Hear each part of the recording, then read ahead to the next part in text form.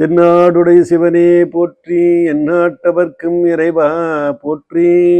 நண்பர்களே, பரமேஸ்வரன் படைத்தல், காத்தல், அழித்தல், மறைத்தல், அருளல் என்னும் ஐந்தொழிலை பிரம்மா, விஷ்ணு, ருத்ரன், மகேஸ்வரன், சதாசிவன் என்று சொல்லப்படக்கூடிய 5 மூர்த்தங்களின் மூலமாக செய்து இந்த உலகத்தை ரட்சித்து வருகிறார். அதுபோலவே சிவபெருமானி வழி அடிமைகளாக உள்ள நாமும் கூட 5 தொழிலை செய்ய வேண்டும். என்ன? சிவபெருமான் போல நாம கூட 5 தொழிலை செய்ய வேண்டும். என்ன அது?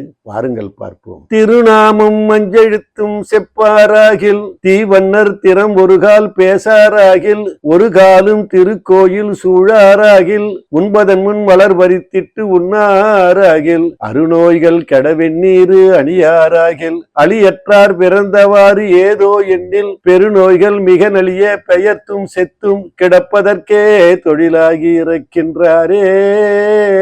ஆம் நண்பர்களே, நாம் கூட தினந்தோறும் சிவபெருமானுடைய திருநாமமாக விளங்கக்கூடிய நமச்சிவாயத்தை சொல்ல வேண்டும். அவனது பெருமையை பேச வேண்டும். அவனது திருக்கோயிலை வலம் வந்து வணங்க வேண்டும். அவனது மலரடியிலே மலர் பறித்திட்டு பூஜை செய்ய வேண்டும். தினந்தோறும் நோய்கள் கெடுவதற்காக, நோய்கள் தீர்வதற்காக, நோய்களில் இருந்து விடுதலை பெறுவதற்காக திருநீர் அணிய வேண்டும். இந்த 5 தொழிலை செய்ய வேண்டும். இந்த 5 வேலைகளை நாம் செய்ய வேண்டும். அவ்வாறு செய்யாவிட்டால் என்ன நடக்கும் தெரியுமா? பிறப்போம் சாவோம், பிறப்போம் சாவோம், பிறப்போம் சாவோம். அதாவது பிறவி தலையிலிருந்து மீள மாட்டோம். இந்த கருவில் உருவாவதிலிருந்து தப்பிக்க மாட்டோம்.